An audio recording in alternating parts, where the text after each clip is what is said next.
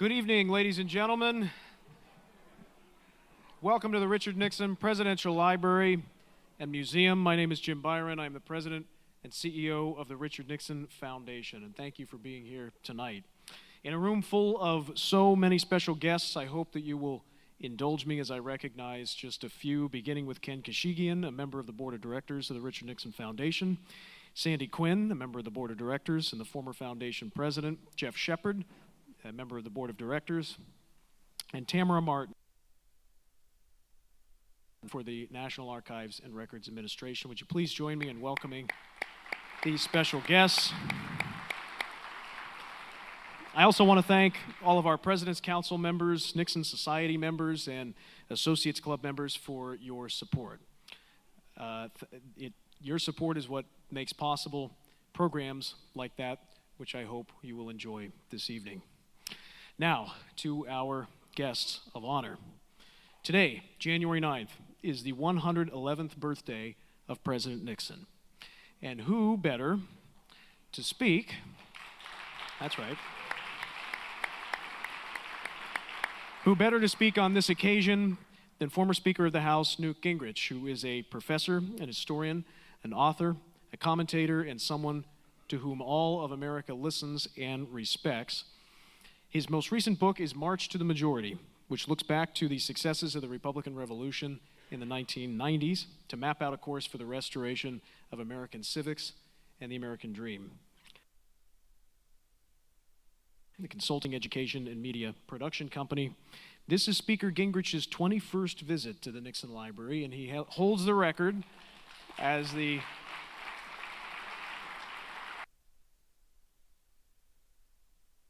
So thank you, Mr. Speaker, for all that you've done in the 21 visits over the last 30-some years. It's also my pleasure to welcome Ambassador Callista Gingrich, our U.S. Ambassador to the Holy See from 2017 to 2021.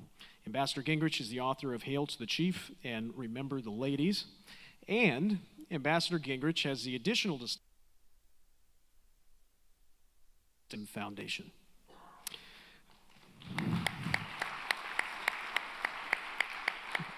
Both the Speaker and the Ambassador will sign copies of their books this evening right after this program, and you may purchase your copies right here in the Nixon Library's gift shop. Ladies and gentlemen, would you please join me in welcoming Ambassador Callista Gingrich, accompanied by her husband, Speaker Newt Gingrich.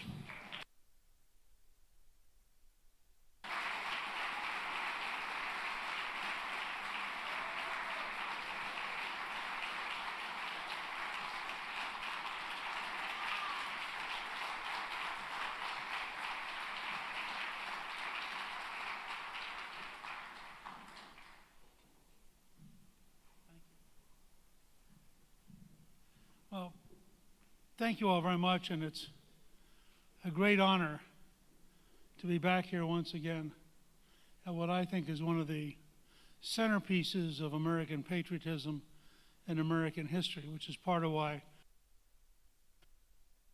I'm here. And I always enjoy being with people who believe that history matters and that caring about America and caring about our survival matters. I did notice, as we were introduced, that since she's now on the board, it was Ambassador Callista Gingrich accompanied by. And it reminded me of the 3.5 years we spent in Rome, because the State Department has a clear provision that you are the trailing spouse. So I went from being Speaker of the House to being the trailing spouse in Rome. And in fact, I took a week-long course on trailing at the Foreign Service Institute, and I found fancy diplomatic dinners, and they have these little place cards, and there was an Ambassador Callista Gingrich, and there was a Consort Gingrich. And I felt like I'd gone from PhD to congressman to speaker to consort. But I can also tell you, living in Rome was so cool, I didn't care. I was happy to be there and support Callista and what she was doing. When we realized that the luck of scheduling was going to place me here on President Nixon's 111th birthday. As a historian, I was really struck at two or three as an act of imagination to carry yourself back to 1913. It's the year that Henry Ford launches his first assembly line. It's the year that the U.S. Postal Service launches the parcel post. Years before a sign will be put up called Hollywoodland. The original Hollywood sign was called Hollywoodland and was put up by a local development company because they had a brand new development called Hollywood. And then later on they took the land off and it became famous as Hollywood. But you think back to the world Richard Nixon was born into. This is before World War I. In fact, the Romanovs are celebrating their 300th anniversary as the czars of Russia. The world seems stable. The King of England is also the Emperor of India. Of how the world would work. And yet, it all began to change. As Nixon was just a young student going to elementary school, the Romanov Empire collapsed and the Bolsheviks took over. The Austro-Hungarian Empire collapsed and broke up into a series of countries. The First World War cost an enormous number of casualties from which Britain and France in particular never fully recovered. And in 1919 you had the Spanish plague, which actually killed more people than World War I. So Nixon's living through all of this. And think about the changes he's seeing as he grows up. You go from airplanes as very tiny, very inadequate vehicles. By the time he's an adult, airplanes are all over the place. And flight by plane is normal. As he's growing up, telephones are gradually becoming normal and ubiquitous. An entertainment source. Movies in 1913 are relatively few, silent, and are not the primary source of entertainment. By the late 1920s, movies have begun to crowd out vaudeville, and finally, sound comes in. And a person who will later on become both Nixon's strong supporter and his successor,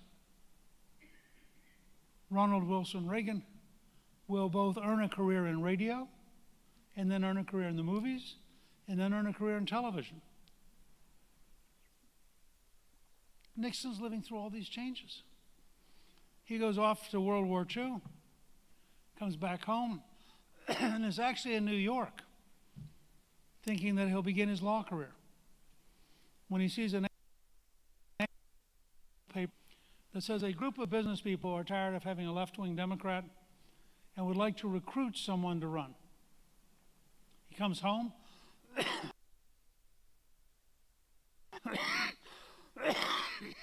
He basically auditions for running for Congress. And the business group says, hey, we really like you.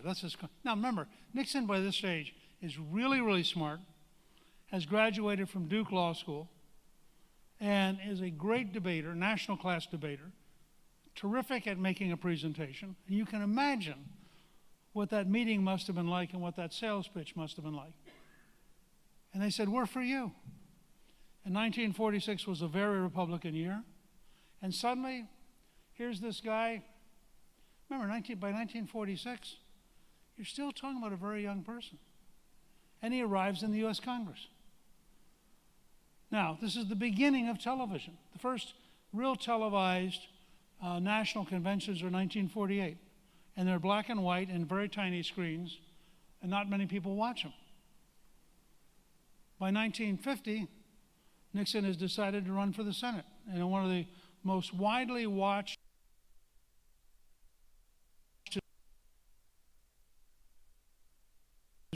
out of the race, the woman who, Helen Hagan Douglas, married to a movie star, is the sort of leading figure, but then the owner of a Los Angeles newspaper gets in the race and attacks her. And this whole thing's a brawl, and the whole country pays attention. And lo and behold, on election night 1950, Richard Milhouse Nixon is now a U.S. Senator. All this is happening almost overnight. And 2 years later, Dwight David Eisenhower reaches out looking for a younger person to offset the fact that he'll be a pretty old president, not by today's standards, of course.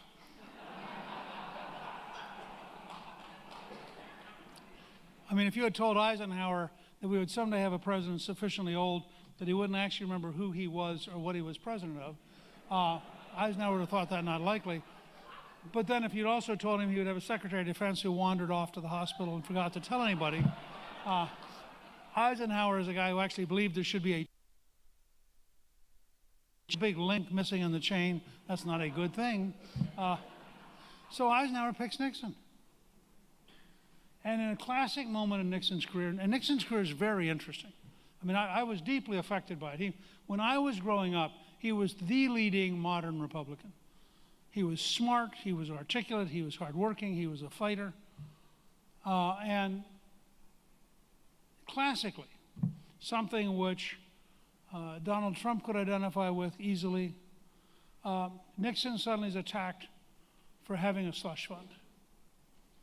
And Eisenhower, who's a very tough guy, says to him, "You got a great chance. Go on TV and defend yourself or get off the ticket. But if you don't succeed in convincing the country when you're on TV, good luck, kid." Now this is remember, he's come now straight up through the U.S. Senate to the vice presidency, and he's sitting there potentially facing the end of his career. He gives a brilliant speech, which has always been called the checker speech. As he's explained that Pat has a cloth coat, they haven't really taken any money. Everything they've done, by the way, is totally legal. This is typical of the left-wing smears that Republicans have to live with. Every single thing he was attacked for was a lie. And he finally says, "Look, I'm going to do everything I can, but I have to tell you, we were given a little dog named Checkers, and my daughters love Checkers, and I'm not going to give up Checkers." Well, of course, on the left, people were gagging. They were throwing up. They were throwing themselves down on the street. I mean, how can this guy do this?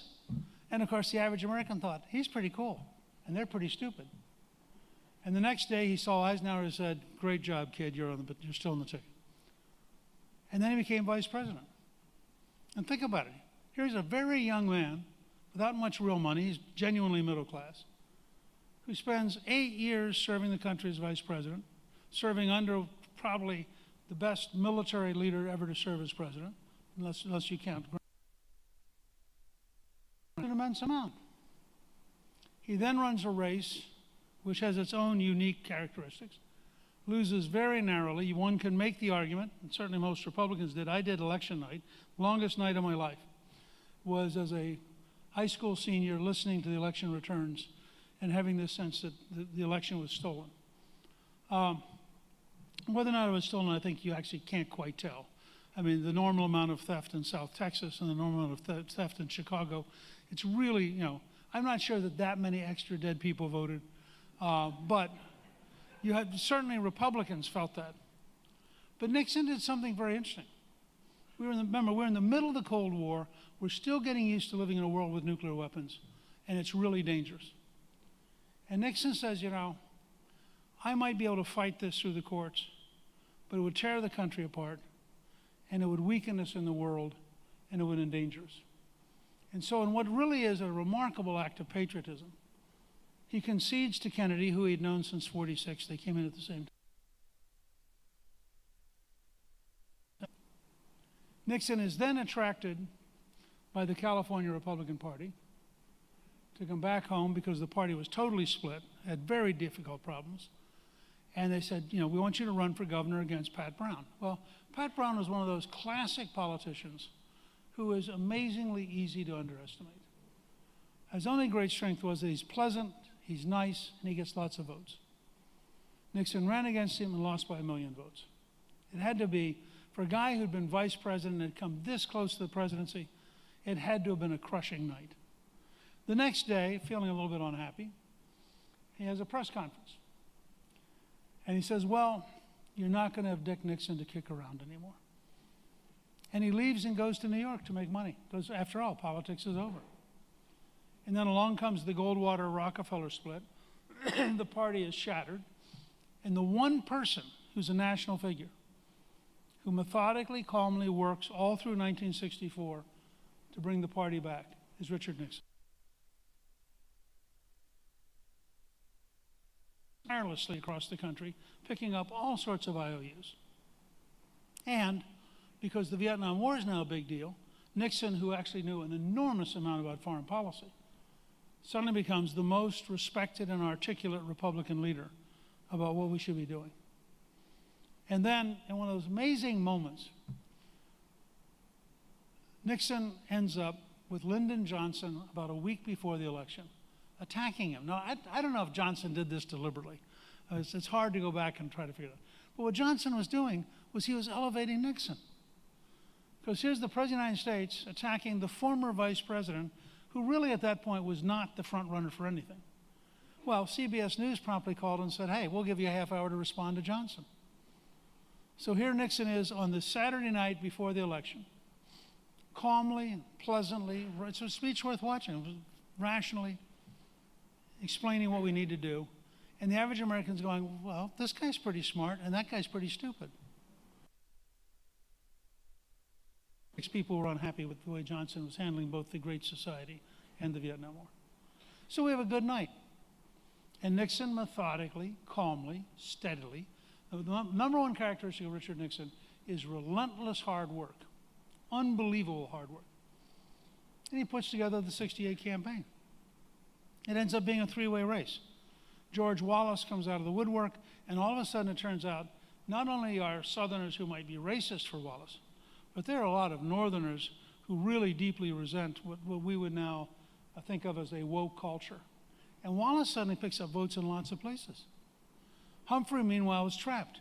He can't be against the war because Lyndon Johnson will crush him since he was Johnson's vice president, and he can't be for the war, or the left wing of the Democratic Party will crush him. So he spends all summer and all of September looking like he's just stupid. Theodore White, in writing The Making of the President in 1968, wrote that when he went back to do a TV version, he could not find a single shot of Hubert. Always shot him looking bad. So here you have poor Hubert, one of the great happy warriors of American politics, being ground up. Nixon wins by a fairly narrow margin, which is slightly misleading because I think all the evidence is that without Wallace, most of the Wallace vote would have gone to Nixon, not to Humphrey. Nixon wins. And he gets to govern. And in foreign policy, I think you can argue that we have never had a dramatically more successful foreign policy leader. You can put in Reagan, you can put in Eisenhower, but when you look at it, you put in Theodore Roosevelt. But when you look at it, Nixon set out in a very difficult time to get us out of Vietnam with honor, which he did. It's only after he is driven out of office that the left manages to ruin the relationship. He opens up China in a way which totally frightens the Russians. He then goes to Russia in a way that balances off China. And of course, one of the problems for the Democrats is by the summer of 1972, you have Nixon from China, Moscow on television. Now, how are you going to explain this guy's not capable? And I wrote about this I'm doing a whole series on the American Spectator, which I cheerfully recommend to you. And from 1960 up to today, what happened and how we get here. And when you go back and you look at this stuff, one of the great decisive moments is '72 because the Democrats, in a moment of utter suicidal insanity, go to the hard left in ways that we sort of see today. But think about Harvard being transplanted to 1972. I mean, the Democratic, Theodore White caught it perfectly when he said the liberal ideology had become a liberal theology.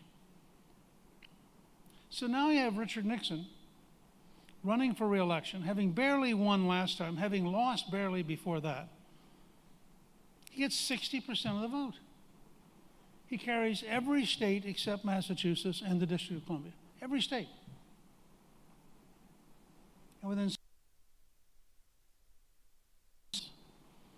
for any of you who are watching the agony of Donald Trump dealing with the current establishment, I really recommend going back and revisiting Watergate, because everything we've been told about Watergate's a lie. It's just not true. Watergate was a coup d'etat by the left against somebody who they knew would break up their world. Lyndon Johnson and John F. Kennedy and their staffs had done so many things that were more illegal than Richard Nixon that it's astonishing. The people who prosecuted Nixon had worked with Bobby Kennedy in the Justice Department, doing things that were more illegal than the level of contempt and hypocrisy these people had was only matched by the current system. And so when you go back and you put it in context, you begin to realize what you had here was the first great counterattack of the American establishment and the American left against any effort to change it. And Nixon endured parts of his life. He not only leaves office in the correct way to minimize tearing the country apart, which he could have done, I think, had he been willing to fight and go to court, but he would have torn the country apart. He then methodically, starting about 1978, rehabilitates himself. He writes books, he gives speeches. I personally had several opportunities to sit down with him and say, so how would you get to a majority? His advice was always astonishing. I mean, this guy really understood, really thought deeply, and was able to tell you things with clarity. He said to us at one point, as long as you're on the back pages, you'll never matter. You have to, the day that you get to the cover of Time and Newsweek, you'll be real. Well, guess what? The week before the 1994 election, we were the cover of Time and Newsweek. And to show you that nothing has changed, the title of both covers was Angry White Men. What can I tell you? So I thought coming here tonight, not just to talk about his biography and the fact that it is his 111th birthday, but also to ask the question, if Nixon were surveying the world right now, what would he tell us? I think what he would tell us is, this is probably the most dangerous point in American history since Washington crossed the Delaware on Christmas night, 1776. And the reason I picked that rather than 1860 in the beginning of the Civil War is that the combination of foreign danger and domestic danger creates a much more fragile and potentially catastrophic environment than any of us have contemplated yet. I mean, I can tell you that I've been doing this since August of 1958. I am more worried today about the survival of America than any time in my life. I believe that there's left which is crazy and which lives in an alternative world. I always tell people to truly, whether it's criminals or it's terrorists or it's foreign countries, just remember that they saw The Lion King and thought it was a movie, thought that it was literally a documentary, and they actually believe lions and zebras sing and dance together. So when you try to warn them about the Iranians or Hamas, they go, no. They're really nice people. They mean well. This is a problem in communications, which is not. I mean, lions actually eat zebras. And if you say that to left-wingers, they'll go, didn't you see the movie? So one problem of our threat is that you have two alternative universes right now.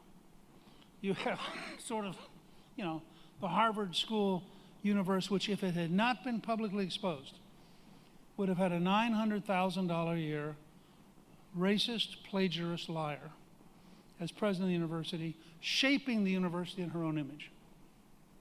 Think about that.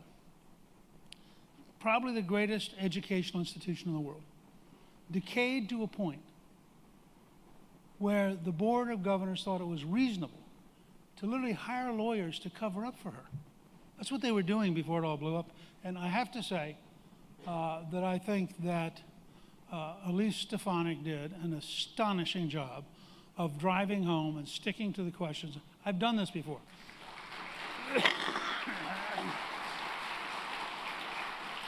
You know, Elise asked the Harvard president 17 times about condemning genocide. Now, if you've never tried doing this, sticking to a topic like that 17 times takes a level of self-discipline. I mean, Nixon would have been proud of her because he could have done it, but not many people could have done it. In fact, his great colleague, Ronald Reagan, could not have done it. It just would have been too tough. I mean, that's a tough moment. You're looking straight at the person. They've now lied to you 15, 16 times. And she said, yeah, I do. I really want to go in the pit one more time. Well, I think Elise changed history. She began the process of exposing how sick it is. So one is wokeism. The second problem, which we really don't talk about much because our political system just is not, frankly, capable of carrying very many hard ideas. Our bureaucracies are dying. I mean, in Baltimore City, we have 5 high schools in which not a single student can do math. Not one. Now, if you have 21 or 2,200 students, none of whom can do math, you're not going to compete with China. You're also not going to have a free society. They can't reason, they can't read, they can't understand. Why would you think they're going to be good citizens? And this problem is part of the problem at the Pentagon. Why did they not notice the Secretary of Defense was gone? Because it has become a large, complacent, self-indulgent bureaucracy, which frankly, I tell people all the time. 1981, I've been at this a long time. I'm the longest serving speaker to major generals in the Joint Warfighting Corps since the mid-1980s. If you reduce the Pentagon to a triangle, you would get a dramatically better defense system. The Pentagon was built in 1943 so that 26,000 people using manual typewriters and carbon paper could manage a global war. We now have smartphones, laptops, iPads, and 26,000 people. Now, how can you possibly have 26,000 people doing with iPads what they used to do with manual typewriters? Well, you can't. So what do all day? They write each other. They create projects. They create, they slow down innovation. They guarantee we can't keep up with anybody. You get much better equipment out in the private sector because they're actually not filling out all the paperwork. And this is not a small problem. This is a real crisis. For destroyer as the Koreans and the Japanese, because our systems are so cumbersome and so complicated and so old-fashioned. We just can't modernize. And you go across the whole bureaucracy, it's that way. So you have a dual problem. You have wokeism, so the National Park Service almost tore down William Penn's statue on the grounds they're going to replace it with Native Americans until the outcry from the governor of Pennsylvania, who's a Democrat, stopped them. But the National Park Service is now totally woke, doesn't believe you should be celebrating the 4th of July, and it's really trying to figure out how to reorganize itself to be Americans. It's a real problem. So you have inefficiency, you have wokeness, and then you have a third problem, which is that we have real opponents. Hamas is a real opponent. When people in Hamas say, not a single Jew will remain, as a historian, I have a pretty good idea what they're saying. They're saying not a professor at Princeton or Yale or Harvard. I would explain this was actually an underlying comment about their psychic need to try to find a way to coexist peacefully. Now, you have to be really stupid or really have drunk the Kool-Aid to be able to say these things. The Chinese are clearly methodically trying to compete with us. I actually think they're going to fail pretty badly for a lot of reasons that relate to what's happening in China. The Russians are extraordinarily dangerous because they got 6,000 nuclear weapons and they have a dictator who's fairly self-centered and who doesn't mind if lots of people die. The Iranians probably now have 3 nuclear weapons. And they're pretty clear. The Iranian parliament, when it gets together, they chant death to Israel and death to America. And recently the Ayatollah gave a television speech in which he said very specifically, this is not a slogan. This is a statement of our policy. Our policy is death to America and death to Israel. Now, if we were a rational country, that would bother us. I mean, having a major country try to develop nuclear weapons who is openly saying, we think wiping you out would be good, is the sort of thing that you would ideally like to have a defense system that was dealing with it. Instead, of course, we're giving them money. We're ignoring the fact that they've now attacked Americans 100 times in the Middle East in the last couple of months. And you have the most pro-Chinese, pro-Iranian administration in American history. I think Nixon would tell you all that was very straightforward. And I think the way he would do it in the old days is he would write a long article for Reader's Digest. And it would be very articulate, very clear, very rational, and very fact-based. And for about 65% of the country, it would make a lot of sense, and the New York Times would hate it. And he understood that. So I think there are a lot we can learn both here. There's a lot we can learn from studying Nixon's life and how he approached these kind of problems. I also want to say before I start taking questions that the Nixon Foundation is setting up is really important.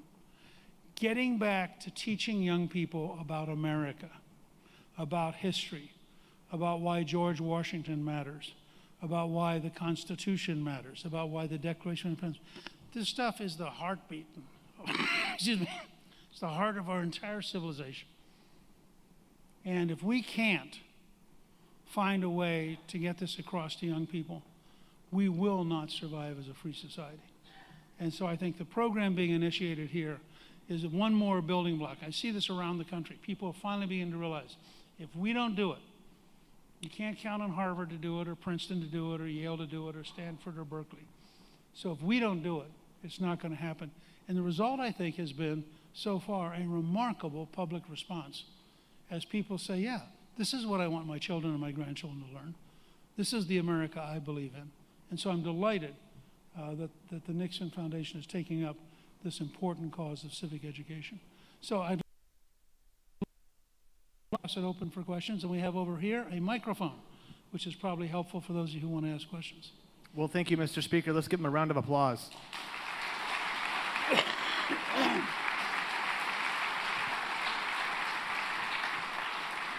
We do have time for questions. I will moderate it with this microphone. Raise your hand. I will look for you, and I will come to you. Our first question from this gentleman in the blue sweater. Sir. First of all, it's an honor to be in the same room with you, Speaker. I've admired you for many, many years. Thank you.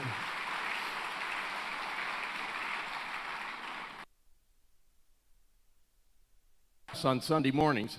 But when I heard Elise, I'm glad you mentioned Elise Stefanik. When I heard that she was going to be interviewed by Kristen Welker on Meet the Press, I said, I can't miss this one. Well, Elise just like I have never seen a Republican do. And at the end of her discussion with Kristen Welker, I went, there's our vice president. Your thoughts are about that. You probably won't comment whether she would be moving up into that chair, but she did mention during her interview she speaks with President Trump often, almost daily. So it was such a great thing to see a Republican stand up to somebody hosting that show.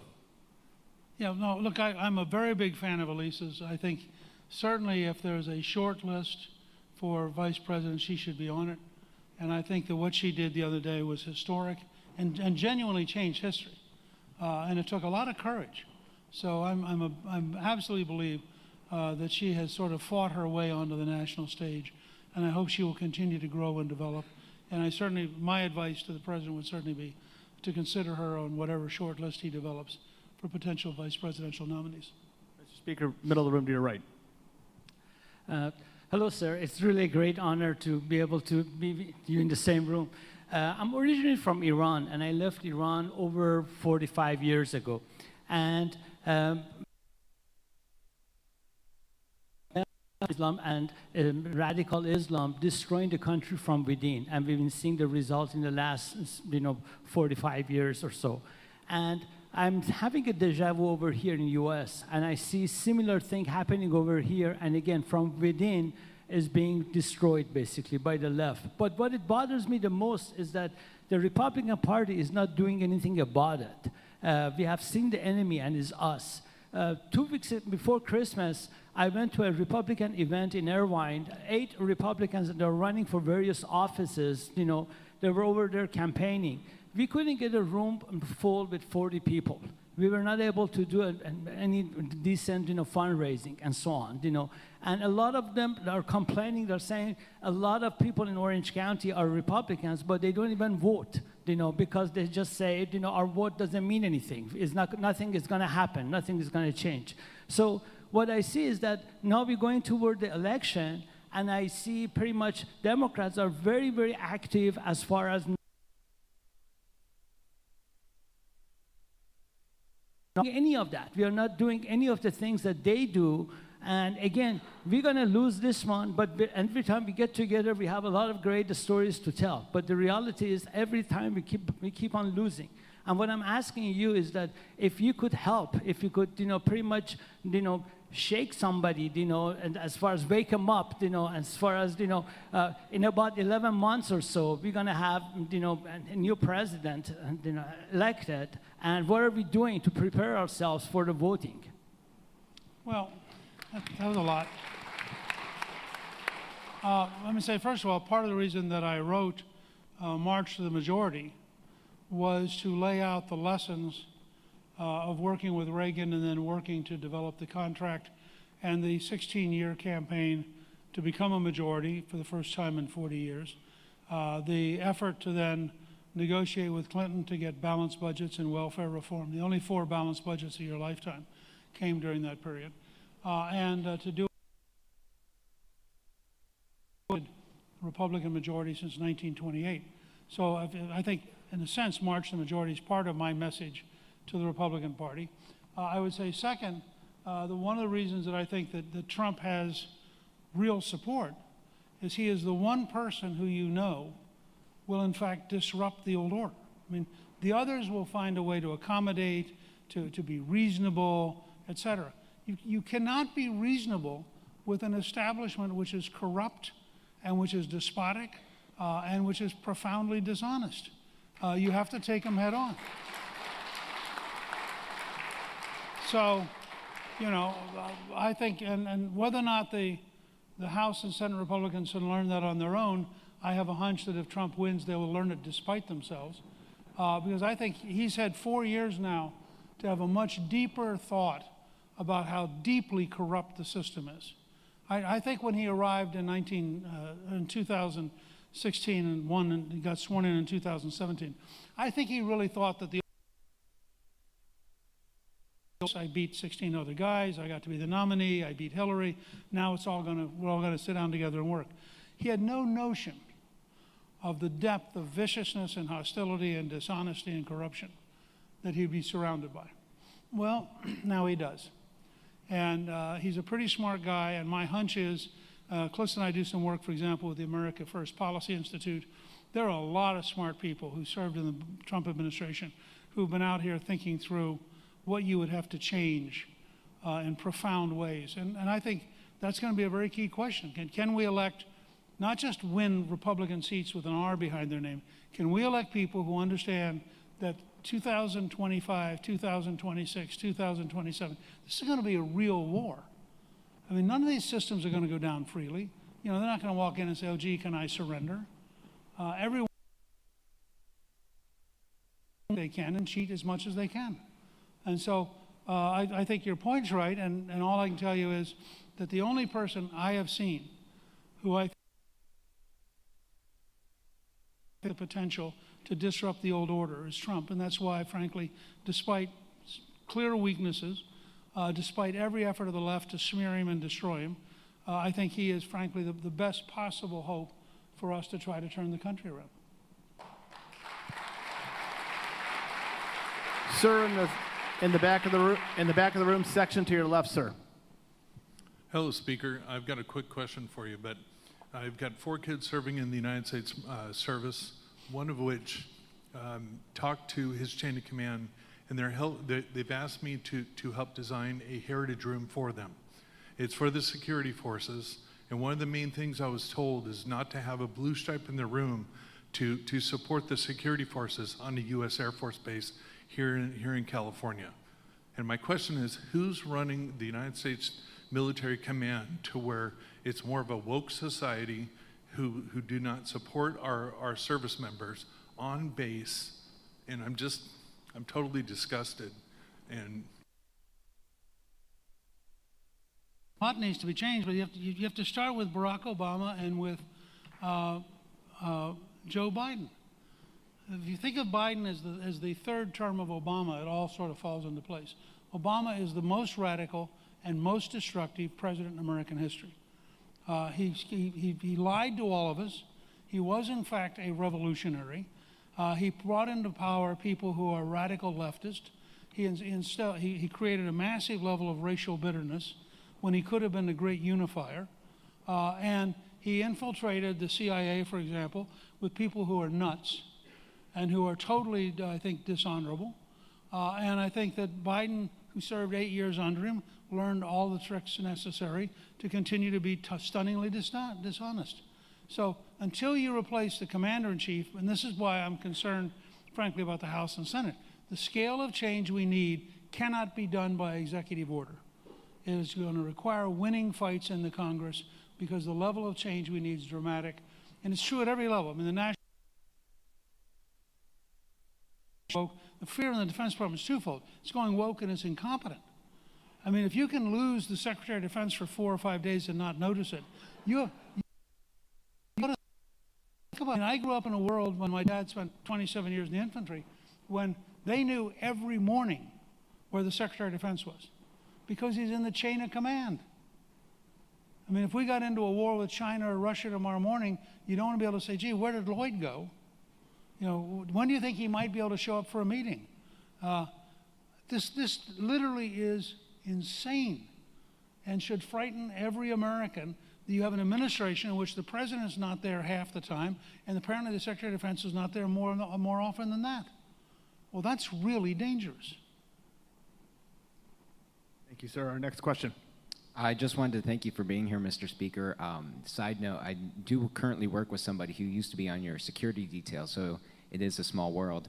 I guess my question is, as a young American, and I guess for everyone here, what's the best approach to? Is it taking maybe the fact-based approach with our friends and our families, or is it maybe taking a Nixon approach, just being a fighter and a hard worker and modeling the way? How could you speak to that? Well, I mean, I think in terms of your friends and your family, the best approach is not for you to give them facts, but for you to ask them to give you facts. Are they paying more for groceries than they used to? Are they more concerned about carjackings than they used to be? Does it bother them that 8 million people have crossed the border illegally? But you want them to have to think about it, and them to, you know, if you give them a fact, they can reject you. But if you get the fact out of their own head, it's a lot harder for them to forget it. So that would be my suggestion to, frankly, everybody, is you got to get people to think about their own lives, their own experiences, and reach some conclusion. Washington, D.C., for example, had 950 carjackings last year. Now, it's not that big a city. So you can reasonably say to people, are you a little concerned that they can't? Criminals steal a car in the morning, get picked up, get released in the afternoon, go back and steal a car the next morning. I mean, it's insanity. And people know it. The left-wing power structure doesn't, but people do. I would say, second, if you truly, sincerely care and want to be involved, some point down the road, run for office. I don't care if it's school board, city council, state legislature. Just, we desperately need hardworking, sincere, honest conservatives getting in public office, because in the end, in our society, if you're going to be a free society, winning offices matters. And having people, and it's also the way you grow talent. I mean, you have somebody who starts out over here doing this, and over the course of 20 years, they suddenly emerge in a much bigger role because they've learned the trade. So that would be my second observation. Our next question from our Nixon Society. Hello, Speaker. Thank you for being here.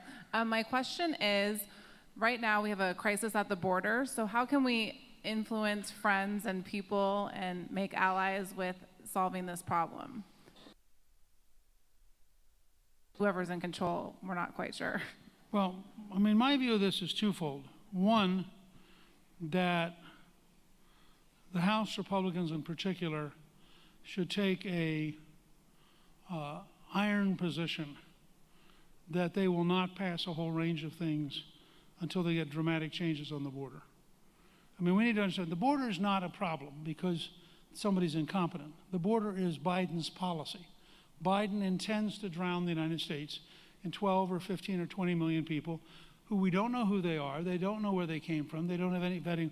We were watching the other day The Godfather Part 2. And there's a scene in there at Ellis Island, and Callista's grandmother came through Ellis Island. Ellis Island was organized. You had to go through. They knew who you were. They interviewed you. They checked you for public health. If you had tuberculosis, for example, you couldn't get in. What's happening on the border is the most insane dissolution of a society in modern times. This resembles sort of overwhelm the Romans. I mean, you know, how many million people? You know, Gallup says 165 million people would like to come to the U.S. Well, the number's probably going up. And so I would start by saying Republicans in the House, the Senate's totally chaotic, but the Republicans in the House ought to adopt a very hard line. The second thing I would say is that you need to think through very methodically how you're going to gradually get these people out of here. There's no reason somebody gets to break the law, show up, live off the rest of us, have a gray economy, deal drugs, and we're supposed to pretend it's okay. And this is why this is going to be a huge fight, because it really does come down to two fundamentally different views of the world. A lot of historians hate what-if questions about history. Do you want a what-if question? Do you mind? That's all right. Go ahead. Okay, you mentioned a name that gives me chills every time I hear it, the name Romanov, celebrating their 300th anniversary and what happened to their whole family, their staff, a short time after that, and the direct order.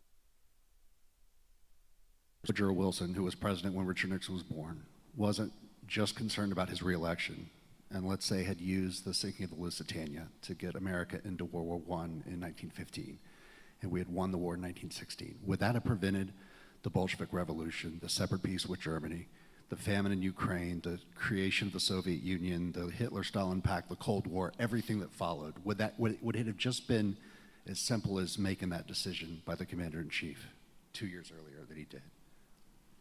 Well, I mean, that's a very, I've written several alternative histories. Not that one, but several, two, for example, about Pearl Harbor. But no, I mean, actually being at the Nixon Library, there are two interesting alternative histories. One is the one you just raised. Had Theodore Roosevelt won in 1912, running as a third-party candidate, if Taft had somehow, because Roosevelt won all the primaries, but there weren't enough primaries. And in your alternative world, imagine Theodore Roosevelt as president instead of Wilson. It's not at all clear to me how that evolves. I mean, Roosevelt was very tough. He was also very shrewd. And I suspect he would from day one have been on the side of the British and understood that Germany was an enormous threat. Whereas Wilson is kind of a very weird guy who is greatly overvalued by liberals, even though he was a segregationist and he was a pacifist and incompetent. Huh? Yeah, it's a perfect Princeton actor. Good way to put it. He could have been president of Harvard. I hadn't thought of it that way, but that captures it. But the other one that I've thought about since I've been working on this Watergate series for the American Spectator is the whole question: what if Nixon, in fact, had not been assaulted by the left? Here's a guy with 60% of the vote, carries every state but Massachusetts. What if he had actually built the momentum for change that he was trying to make?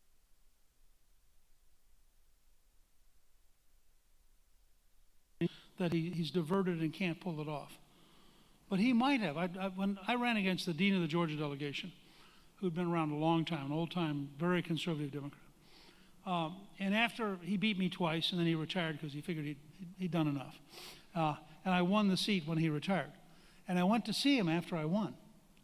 And he said to me, he said, you know, in 1972, there were a bunch of us, Southern conservatives, talking with Nixon about forming a coalition government in the House where we would all side with the Republicans. And Watergate stopped that. And he always thought that was part of why you had the ferocity of Watergate, that people like Tip O'Neill understood this really was life and death. So you could imagine an alternative history. What if Nixon had, in fact, now it has all sorts of fascinating ramifications and would be a lot of fun to think through and to try to plot out. Okay. Very back of the room, Mr. Speaker. I feel like the Republicans are in danger of losing the House, even with the slim majority that they have. They expelled a member, which I'm not here to defend Mr. Santos, but I don't think the Democrats would have expelled him. And there are a couple of people that are resigning, most notably the former Speaker. What are your thoughts on keeping the House? And if they don't, and Mr. Trump does win, it feels like it's just going to be a repeat of his last 2 years in office if the Democrats have the House. Well, I think it's a serious question. If Majority Leader Scalise goes in for cancer treatments, the Republicans in the House are down to a one-vote margin. Now, when I was Speaker, we had a 230-vote majority the first time, a 236-vote majority the second time. And if you had said to me, I had to govern with like a 219-vote majority, I don't know how you do it. I mean, I have great sympathy for Speaker Johnson because he has a really hard problem, and it's compounded because he's got about, I mean, remember that McCarthy, when he was defeated, had 96% of the conference. It was 8 people who sided with the Democrats. And so, I mean, I think it's a very hard problem. I don't think it's an easy problem at all. I think it is unlikely that the Democrats will be able to win the House, partly because I was watching Laura Ingraham before coming over here. There's a new poll in Michigan that shows Trump winning by 8. Now, again, you don't know with these polls, but if Trump is ahead of Biden by 8 in Michigan, they're on the edge of a catastrophe. And I'm essentially a one-trick pony. I learned this from Nixon in I was a re-elect chairman for the 6th District of Georgia in 1972, so my ties go pretty deep here. Then I worked with Reagan and the election of 80, and then of course we did 94. So the only trick I've got is to build up a tidal wave so big that the other side. And when you do that, what happens is you just run over them. I mean, one of the reasons I'm intrigued with Steve Garvey here is once you get momentum going across the whole country, you know, we beat, for example, Danny Rostenkowski, who was chairman of Ways and Means, in downtown Chicago with a guy who was totally unknown. We beat the Speaker of the House in Spokane, Washington. We beat the chairman of the Judiciary Committee in Houston, because when the tide starts to roll, if you get it right, and if you have candidates who can say the same words, that's why we had a contract with 10 items, so they could actually learn them. You just have a huge momentum. Well, if that happens this year, I personally practice this on Fox all the time. I like our definition of the election better than their definition. And I like to be able to say, you know, you'd like fewer illegal immigrants, you would like fewer people dying of drugs, you'd like less crime, you'd like lower prices for gasoline and food, you'd like the border controlled. I mean, all these things Trump has already proven he'll do. But this group of really weird dimwits. I mean, I think that's frankly a pretty clear choice. And if we do it right, we will win big and we'll keep the House and we'll gain the Senate. But then I have to tell you one quick Reagan story. I know we'll run out of time, but if you'll indulge me. So I'm a sophomore. Reagan got elected. He has about 90 of us down for coffee to get to know the new president. And so you're standing around drinking your coffee on the White House china, and Reagan comes in, and he says, you know, I got to tell you all a story. Of course, we're all fascinated. And he says, there was this couple that had twins. One twin was totally pessimistic. Didn't matter what happened, they were pessimistic. The other twin was totally optimistic. Didn't matter what happened, they always thought it was great. And so the parents decided for Christmas that they would break them and teach them that the world's more complicated. So, the twin that was pessimistic got an entire room of the greatest toys ever made. The twin that was a pessimist got an entire room of horse manure. So they wait an hour. This is Reagan now telling the story. And we're, of course, all standing there going, what is this is the President of the United States. And he says, so they wait an hour. They go into the pessimist room. He's sitting in the middle of all these wonderful toys crying. And they said, why are you crying? He said, well, this toy is going to break. This toy is going to get stolen. This toy is going to have the battery run out. And he goes around and explains for every single toy what will go wrong. And they look at each other and shrug, and they say, well, that didn't work. They walk next door, where they have a room full of horse manure. And the little kid is running around the room, throwing the manure up in the air, yelling, wee, wee. And they go, what are you doing? He said, I'm looking for the...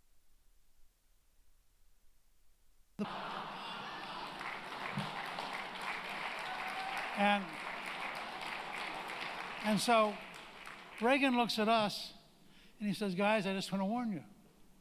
I'm the guy who's always looking for the pony. And I think that is the American dream.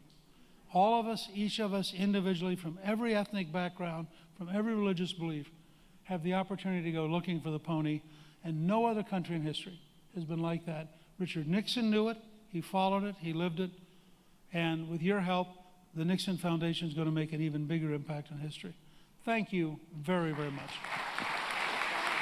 This way.